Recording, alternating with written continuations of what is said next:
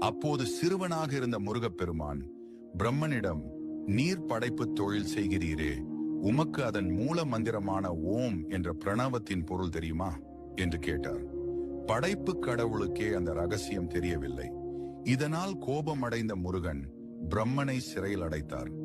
பிரம்மன் சிறையில் இருந்த காலத்தில் உலகை படைக்கும் பொறுப்பை முருகப்பெருமானே ஏற்றார்.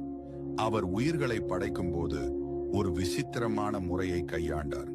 ஒவ்வொரு மனிதனின் தலையெழுத்தை எழுதும் போதும் கர்ம வினைப்படி அவர்கள் அனுபவிக்க வேண்டிய இன்ப துன்பங்களை பாதியிலேயே நிறுத்திவிடுவார். அந்த பாதி எழுத்து ஏன்? தேவர்கள் இதை கண்டு குழம்பி, முருகா, விதியை ஏன் முழுமையாக எழுதாமல் பாதியிலேயே விடுகிறீர்கள் என்று கேட்டார்கள். அதற்கு முருகப்பெருமான் சொன்ன பதில்தான் ஆன்மீக ரகசியம். நான் விதியை முழுமையாக எழுதிவிட்டால் அந்த விதிக்கு நானே கட்டுப்பட வேண்டி வரும்.